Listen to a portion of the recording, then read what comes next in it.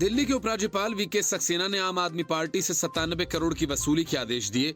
वजह ये कि अरविंद केजरीवाल ने चालाकी से आम आदमी पार्टी के विज्ञापन के लिए सरकारी धन का इस्तेमाल किया, जो हाई कोर्ट और सुप्रीम कोर्ट के आदेशों के खिलाफ है।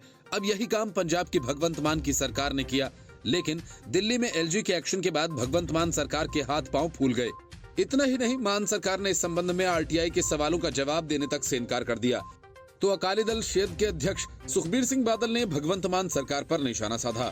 उन्होंने राज्यपाल से यह आग्रह किया कि आम आदमी पार्टी द्वारा राजनीतिक लक्ष्यों को पूरा करने के लिए विज्ञापनों पर सार्वजनिक धन से 300 करोड़ रुपए कथित तौर पर खर्च किए जाने की जांच कराई जानी चाहिए।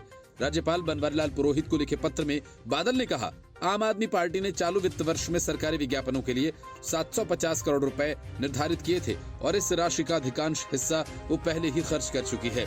बादल ने आरोप लगाया कि पंजाब में सरकारी योजनाओं के बारे में जागरूकता उत्पन्न करने के लिए इस पैसे को खर्च करने के बजाय सरकार ने आम आदमी पार्टी और अरविंद केजरीवाल को पूरे देश में बढ़ावा देने के लिए विज्ञापनों में इनका इस्तेमाल किया। उन्होंने कहा कि सरकार ने न केवल सरकारी विज्ञापनों के लिए सार्वजनिक धन के उपयोग पर उच्चतम न्यायालय के दिशा निर्देशों का उल्लंघन किया, बल्कि पंजाबियों के विश्वास को भी धोखा दिया। बादल ने कहा, चूंकि दिल्ली के उपराज्यपाल पहले ही दिल्ली में इस तरह के गलत काम का संज्ञान ले चुके हैं और 97 करोड़ रुपए की वसूली के आदेश भी दे चुके हैं, इसलिए पंजाब के राज्यपाल को भी राजनीतिक अभियान पर राज्य सरकार के पूरे विज्ञापन खर्च की जांच का आदेश देना चाहिए, ताकि ये राशि वसूली जा सके। उन्होंने ये भी आरोप लगाया कि सरकार ने हाल ही में हिमाचल प्रदेश और गुजरात विधानसभा चुनाव के दौरान राजनीतिक विज्ञापनों के लिए सार्वजनिक धन का इस्तेमाल किया। बादल ने कहा कि पूरी प्रक्रिया को गुपचुप ढंग से अंजाम दिया गया और सरकार ने अपने विज्ञापन खर्च पर एक आरटीआई आवेदन का जवाब देने से भी इनकार कर दिया।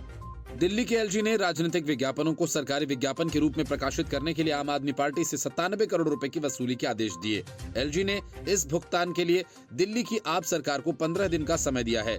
दिल्ली की एलजी वीके सक्सेना का ये आदेश सुप्रीम कोर्ट द्वारा दिए गए साल 2015 के आदेश, दिल्ली हाई कोर्ट द्वारा दिए गए साल 2016 के आदेश और साल 2016 के ही CCRGA के आदेश के मद्देनजर आया है। आरोप है कि दिल्ली की आम आदमी पार्टी सरकार द्वारा इन आदेशों का उल्लंघन किया जा रहा है। एलजी ने निर्देश दिए हैं कि सितंबर 2016 के बाद से सभी विज्ञापनों को CCRGA की जांच और ये सुनिश्चित करने के लिए भेजा जाए कि क्या वो सुप्रीम कोर्ट द्वारा जारी दिशा निर्देशों के अनुरूप हैं। ऐसे में एलजी ने उक्त अवैध कमेटी के कामकाज में खर्च की गई राशि को भी वसूल करने की मांग की है। साथ ही आदेश दिया कि सितंबर 2016 से अब तक दिल्ली सरकार के सभी विज्ञापनों की एक्सपर्ट कमेटी द्वारा जांच की जाएगी। दिल्ली में अरविंद केजरीवाल सरकार की पोल एक बार फिर खुल गई। आम आदमी की सरकार बताकर उनके लिए जन कल्याणकारी नीतियों को लेकर बड़े बड़े दावे करने वाले अरविंद केजरीवाल लोगों की मूलभूत सुविधाएं भी उन्हें नहीं दे पा रहे। इसकी पोल तब खुली जब दिल्ली के उपराज्यपाल विनय कुमार सक्सेना दिल्ली के एक शेल्टर होम जा पहुंचे। वहां पहुंचकर उन्हें तब हैरानी हुई जब उन्होंने देखा कि लोग खुले में शौच करने को मजबूर हैं। यही नहीं, जगह की कमी की वजह से कई लोग यमुना किनारे शौच करने और फुटपाथ पर सोने को मजबूर हैं। उपराज्यपाल अब इस मामले को मुख्यमंत्री अरविंद केजरीवाल के सामने उठाएंगे। एलजी कार्यालय के अनुसार उपराज्यपाल कश्मीरी गेट और हनुमान मंदिर स्थित शेल्टर होम्स का दौरा कर रहे थे और लोगों की समस्याओं को सुन रहे थे।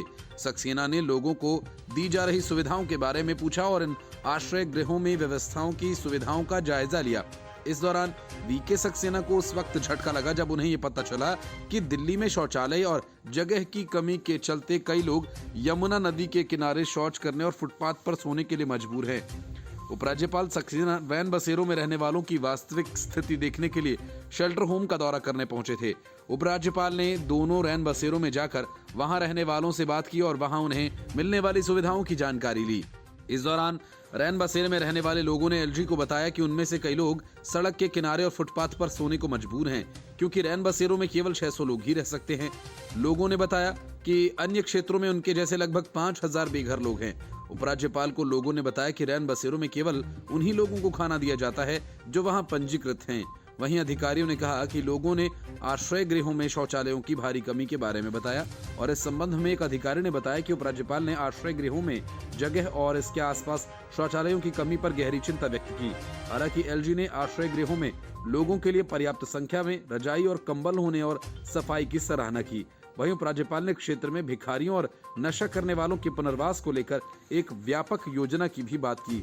गौरतलब है कि सरकार के मुताबिक अगले साल सितंबर में वहां होने वाले G20 शिखर सम्मेलन को देखते हुए कश्मीरी गेट, ISBT के आसपास रहने वाले 1000 से अधिक भिखारियों को जनवरी में कहीं और रैन बसेरों में स्थानांतरित कर दिया जाएगा।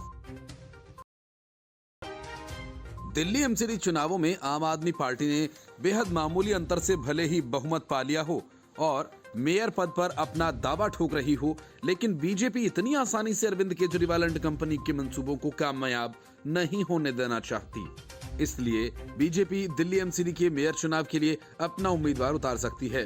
राजनीतिक जानकार ये मानते हैं कि अगर बीजेपी सही से दांव खेल ले तो आम आदमी पार्टी के लिए मुश्किलें बढ़ सकती हैं, क्योंकि एक तो दोनों के पार्षदों की संख्या में बहुत बड़ा अंतर नहीं है, दूसरा ऐन वक्त पर कई पार्षद पाला बदल लें तो किसी को आश्चर्य नहीं होना चाहिए। वहीं आम आदमी पार्टी ने मेयर और डिप्टी मेयर पद के लिए उम्मीदवारों के नाम का ऐलान कर दिया है। हालांकि चुनाव परिणाम के बाद भाजपा के कई नेताओं ने मेयर चुनाव न लड़ने के संकेत दिए थे, लेकिन अब शायद पार्टी अपने इस निर्णय पर विचार कर रही है। लेकिन अब दिल्ली भाजपा ने संकेत दिए हैं कि वे मेयर पद का चुनाव लड़ सकते हैं। सूत्र बताते हैं कि भाजपा निर्दलीय उम्मीदवारों का भी समर्थन कर सकती है। सूत्र ने बताया कि कई नेताओं ने कहा था कि भाजपा चुनाव नहीं लड़ेगी, लेकिन ये पार्टी का आधिकारिक बयान नहीं है। अभी चर्चाएं जारी हैं और इस बात की काफी ज्यादा संभावना है कि भाजपा किसी पार्षद को चुनाव में उतारे।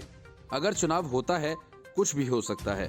भाजपा का कोई पार्षद नॉमिनेशन कर सकता है और मेयर व डिप्टी मेयर पद का चुनाव लड़ सकता है। चीजें 27 दिसंबर तक साफ हो जाएंगी।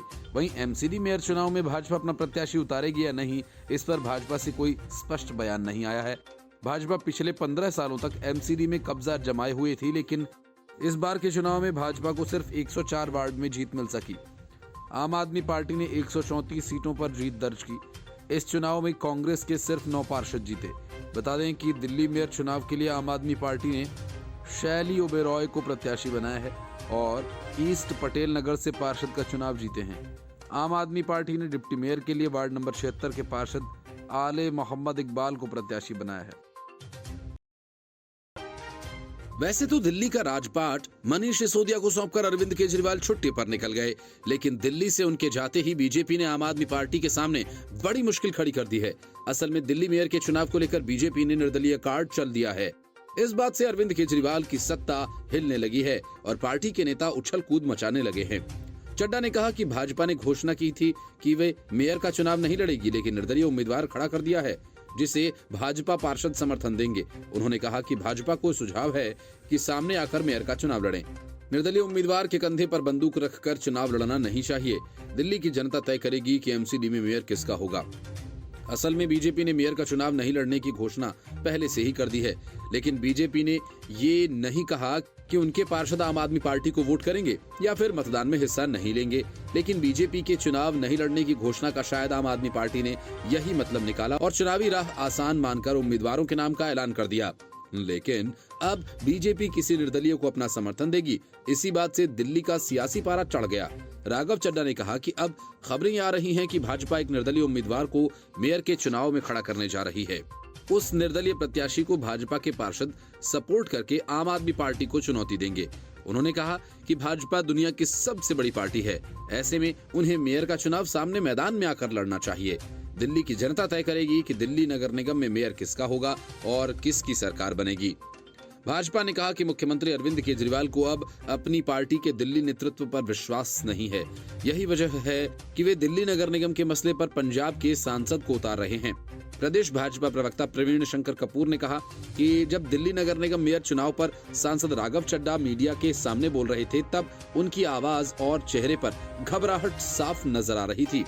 ऐसा लग रहा था कि बहुमत होते हुए भी उन्हें मेयर का चुनाव हो जाने की स्थिति में हार की आशंका है। निगम चुनाव के नतीजों के दिन से ही बार बार दिल्ली वालों ने देखा कि आम आदमी पार्टी अपने पार्षदों को लेकर सशंकित है।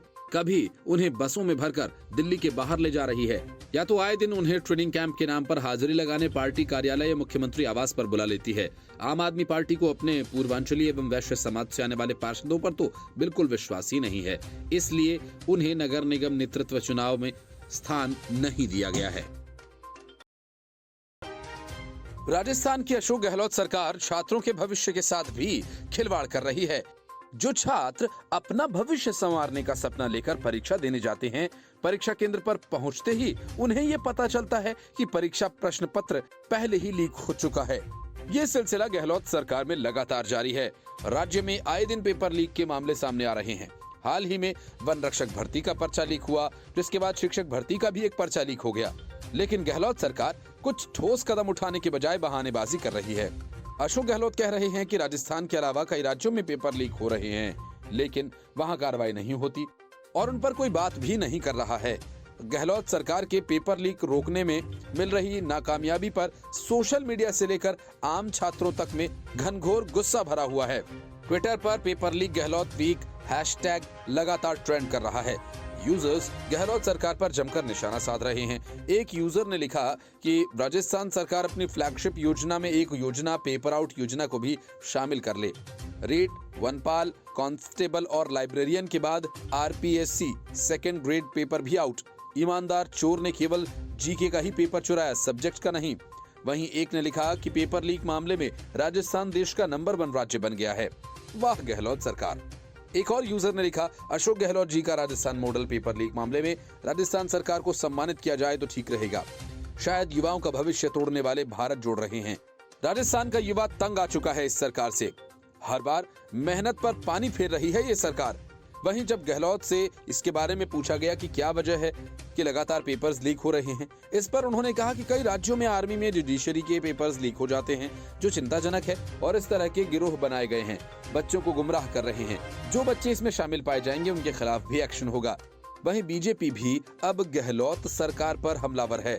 अजमेर उत्तर से भाजपा विधायक वासुदेव देवनानी ने राजस्थान सरकार पर निशाना साधते हुए कहा कि इस सरकार के कार्यकाल में कई परीक्षाओं के पेपर लीक हो रहे हैं। मुख्यमंत्री अशोक गहलोत को कुछ होश नहीं। देवनानी ने कहा, अगर यही हालात रहे तो राजस्थान की जनता मुख्यमंत्री को होश में ले आएगी, क्योंकि मेहनत करने वाले स्टूडेंट्स के साथ खिलवाड़ हो रहा है। उन्होंने कहा कि ये जो सरकार है केवल अपने हाईकमान की चमचागिरी में लगी हुई है। जनता और युवाओं के साथ उनका कोई लेना देना नहीं है। अगर राजस्थान सरकार को पेपर लीक सरकार भी कहा जाए तो कोई अतिशयोक्ति नहीं होगी। इससे युवाओं में बहुत आक्रोश है। ये युवा आक्रोश करवट लेगा, इसकी कल्पना करना कठिन है। लेकिन जब आप पर आक्रोश फूटेगा तो इसकी पूरी जिम्मेदारी सरकार की होगी। और तलब है कि सेकंड ग्रेड टीचर भर्ती के लिए 13 लाख उम्मीदवारों की परीक्षा होनी है, जिन्हें अपना भविष्य खतरे में लग रहा है। पेपर लीक से उम्मीदवारों का गुस्सा फूट पड़ा है। छात्रों ने राजस्थान यूनिवर्सिटी के बाहर प्रोटेस्ट किया। इस दौरान छात्रों ने नारे लगाए। बता दें कि राजस्थान सीनियर टीचर भर्ती परीक्षा 21 से 27 दिसंबर तक आयोजित होनी है। 24 दिसंबर की सुबह पहली शिफ्ट का पेपर शुरू होने से पहले लीक हो गया। पेपर लीक का मास्टरमाइंड सुरेश बिश्नोई को बताया जा रहा है, जो जालौर के सरकारी स्कूल में वाइस प्रिंसिपल है।